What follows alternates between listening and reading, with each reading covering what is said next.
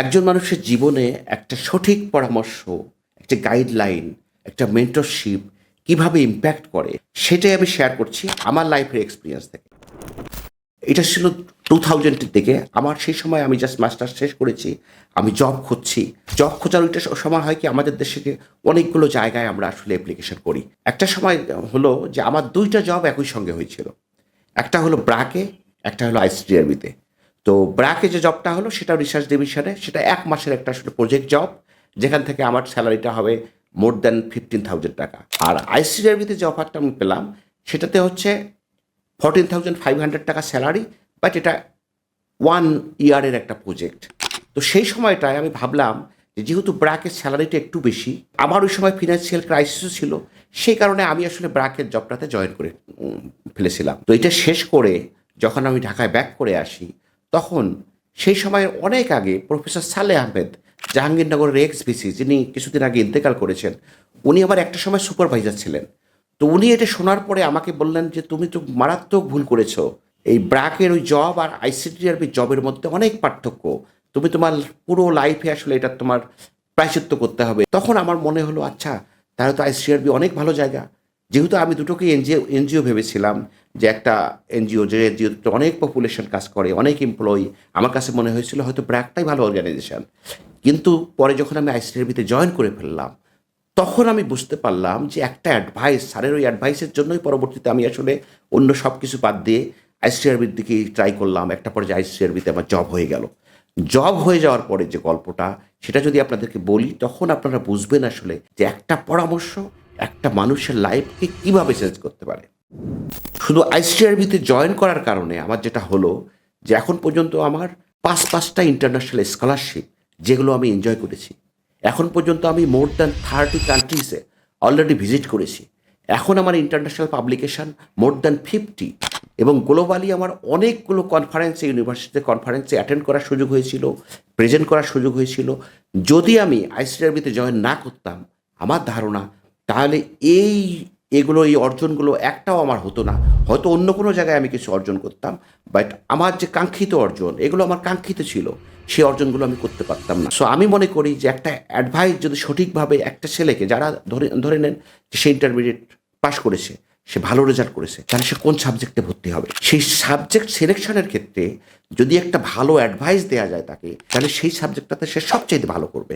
কারণ হলো, পৃথিবীর প্রত্যেকটা মানুষ সেই জায়গাটাতে ভালো করে যে জায়গাটাতে সে এনজয় করে। কে যদি সঠিকভাবে পরামর্শ দেওয়া যায়, তাহলে সেটা ভালো সাবজেক্টে পড়বে এবং তার লাইফে এই সাবজেক্টটা পজিটিভলি ইমপ্যাক্ট করবে। আবার যদি আমরা ধরি যে সে গ্র্যাজুয়েশন শেষ করে ফেলেছে, মাস্টার্স করবে, তাহলে কোন সাবজেক্টে মাস্টার্স করলে সে যদি জব সিকার হয়, তাহলে কোন জবটা তার জন্য পারফেক্ট হবে। তখন যেটা নরমালি হয় যে সাবজেক্ট, অনেকগুলো সাবজেক্ট আছে, আবার অনেকগুলো সাব সাবজেক্ট আছে। সে যে সাবজেক্টই হোক না কেন, যদি আমরা একটা স্টাডি করে দেখি যে নেক্সট 2 ইয়ার্স বা 5 ইয়ার্স পরে গ্লোবাল যে স্কিল শর্টেজ আছে, অথবা যে অপরচুনিটিগুলো তৈরি হবে 5 বছর পরে, যে জায়গায় সবচাইতে বেশি অপরচুনিটি তৈরি হবে, সেই রিলেটেড সাবজেক্টে যদি সে পড়াশোনা করে, তাহলে তার এই পড়াশোনাটা তার লাইফে চমৎকারভাবে ইমপ্যাক্ট করবে। তো এই পরামর্শটা যদি কেউ কেউ দিতে পারে, তাহলে তার লাইফটা সুন্দর হবে। আবার ধরে নেন সে অনার্স করেছে, মাস্টার্স করেছে, এখন সে বাইরে পড়াশোনা করবে।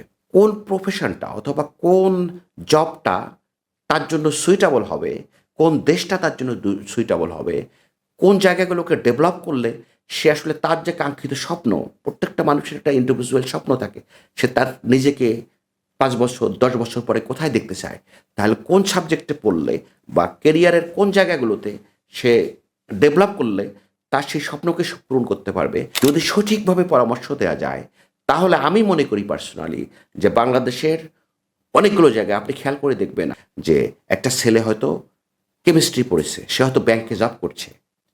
একটা ছেলে হয়তো বাইরে যেতে চাচ্ছে, তার হয়তো সব রিকোয়ারমেন্টস ফুলফিল করার ক্যাপাসিটি আছে, কিন্তু সে জানে না কোন দেশটাতে যাবে, কোন দেশটাতে তার জন্য অপরচুনিটি তৈরি হয়েছে।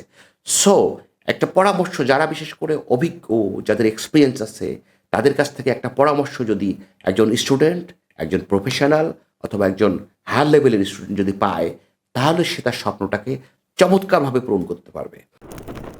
এবং এই ক্ষেত্রে আমাদের অর্গানাইজেশন এবং স্পেশালি যদি আমাকে বলি, আমি কেন আমাকে যোগ্য মনে করছি যদি আপনাদের সঙ্গে শেয়ার করি। আমার হলো আইসিডিআরবিতে আমি যখন জব করি, এটা ছিল 13 নাম্বার জব। মানে আমার বাংলাদেশের ন্যাশনাল, ইন্টারন্যাশনাল, এনজিও অনেকগুলো জায়গায় জব করে আমি ফাইনালি আসলে আইসিডিআরবিতে জয়েন করেছিলাম, যেটা আমার 13 নম্বর জব ছিল। তো আমার অনেকগুলো জবের এক্সপিরিয়েন্স মিনিংটা হলো যে অনেকগুলো জায়গায় আসলে ইন্টারভিউ ফেস করতে হয়েছে, অনেক লোকের সঙ্গে আমার মিশতে হয়েছে, কথা বলতে হয়েছে, একদম দেশের সার্বিক পরিস্থিতি আমার বুঝতে হয়েছে। তারপরেই না শেষে আমার ড্রিম জব আসলে আইসিডিআরবি জবটা আমি পেয়ে গেছি। সো আমার অনেকগুলো জবের এক্সপিরিয়েন্স আছে। সেকেন্ড কী হয়েছে, যদি আমি বলি যে আইসিডিআরবির মতো জায়গায় একটা জয়েন করার ফলে আমি আমার আশেপাশের আত্মীয়স্বজন, বন্ধু-বান্ধব, ভাই, আমার চাচা যারাই মোটামুটি পড়াশোনায় ভালো ছিল, আমি দেখতাম যে পড়াশোনায় ভালো, কিন্তু সে হয়তো ব্র্যাকের মতো একটা জায়গায় ফিল্ড লেভেলের জব করছে, হয়তো ৩,০০০-৫,০০০ টাকা বেতন পাচ্ছে, অথবা এলাকার কোনো একটা স্কুলে সে জব করছে, অথবা সে হয়তো টিউশনি করাচ্ছে। তো আমি এর খুঁজে খুঁজে বের করতাম। আমি দেখতাম যে ছেলেটা খুবই ট্যালেন্টেড মনে হয়েছে, তাকে ঢাকায় নিয়ে এসে আইসিডিআরবি বলি অথবা ভালো ভালো জায়গায় জব ক্রিয়েট করার সুযোগ আছে বা জব দেওয়ার সুযোগ আছে, তখন আমি তাদেরকে নিয়ে আসলে তাদেরকে পড়াশোনা করাইতাম, তাদেরকে গাইড দিতাম, অ্যাডভাইস দিতাম। এবং এইভাবে এখন পর্যন্ত আমার মনে হয় অ্যারাউন্ড 100 ছেলেমেয়ে যাদেরকে আমি আসলে ভালো জায়গায় জবের জন্য অ্যাডভাইস করতে পেরেছি বা সুযোগ করে দিতে পেরেছি, তারা তাদের লাইফটাকে এনজয় করছে। সো আমি মনে করি ওই জায়গায় আমার ওই এক্সপিরিয়েন্সটা আছে। আরেকটা ব্যাপার যদি আমি বলি যে অনেকেই আছে যে বিজনেস করতে চায়, কিন্তু ফিলোসফিটা হলো বিজনেসের জন্য টাকা লাগে। কিন্তু সে জায়গায় আমি বলবো, আমি যখন আমার বিজনেস শুরু করি তখন আমি জিরো ইনভেস্টমেন্টে বিজনেস শুরু করেছি। আমার চ্যালেঞ্জ নেওয়াটাই ছিল যে সবাই বলে বিজনেস করতে টাকা লাগে, আমি যেন একটা এমন একটা বিজনেস করে দেখাতে পারি যেখানে আসলে বিজনেস করার জন্য টাকা লাগে না, বাস বিজনেস করা যায়। হয়তো বুদ্ধি লাগে, হয়তো অন্য কিছু লাগে, কমিউনিকেশনের অ্যাবিলিটি লাগে। তো এই একজন মানুষ যখন মনে করবে ঠিক আছে আমি জব করব না, কারণ জব আর বিজনেসের মধ্যে একটা অনেক বড় বেসিক পার্থক্য আছে, ফিলোসফিক্যাল পার্থক্য, আপনার ফিনান্সিয়াল পার্থক্য। আপনারা জানেন কিনা, যারা জব করে তাদের লাইফ স্টাইলটা একরকম হয়, যারা জব করে আপনি দেখবেন তাদের মধ্যে নর্মালি বিজনেসম্যানদের থেকে কিছু আলাদা ক্যারেক্টারিস্টিক্স তাদের ড্র করে। এবং তাদের মধ্যে যদি আমি বলি যে হিউম্যানিটির জায়গাগুলো একটু ন্যারো থাকে। কারণ হলো জবের ক্ষেত্রে হয় কি, জব যে মানুষটা করে প্রত্যেক মাসে সে একটা স্যালারি পাচ্ছে, তো স্যালারির তার একটা ক্যালকুলেশন থাকে। সে যত হায়ার লেভেলে জব করুক, যার ৫,০০০ টাকা বেতন সে যেভাবে ক্যালকুলেশন করে, যার ১,০০,০০০ টাকা বেতন সে ওইভাবে ক্যালকুলেশন করে, যার ৫,০০,০০০ টাকা বেতন সেম ওয়েতে তারা ক্যালকুলেশন করে। তো ক্যালকুলেশন করতে করতে একটা পর্যায়ে তারা যায়, যাদের বেশি বেতন তারা হয়তো বেশি জমাচ্ছে, সেভিংস করছে, কিন্তু তাদের এই ক্যালকুলেশনের মধ্যে যাওয়ার ফলে হয় কি, তাদের মধ্যে যে ফিনান্সিয়াল ফ্রিডমটা তৈরি হয় না। তারা সবসময় মাস শেষ হয়ে যাবে, তাদের টাকা শর্ট পড়বে, কারণ হলো তার ক্যালকুলেশন করা থাকে। আর আমাদের যেহেতু লাইফটা আনসার্টেইন, বিশেষ করে থার্ড ওয়ার্ল্ডের মানুষের লাইফ আনসার্টেইন, এই সময় হয়তো তার বোনের বিয়ে, ওই সময় তো আমার বাবা অসুস্থ, ওই সময় তো আমার মা অসুস্থ, তার মানে প্রত্যেকটা মাস তার ফিনান্সিয়াল ক্রাইসিসে থাকতে হয়। সেই কারণে সে মানুষকে, যে মানুষের জন্য কিছু করা, মানুষের জন্য চিন্তা করা, বা আমরা হিউম্যানিটির জায়গায় বলি মানবিক ডেভেলপমেন্টের জায়গায় যে কিছু করা, তার করার কোনো সুযোগ থাকে না।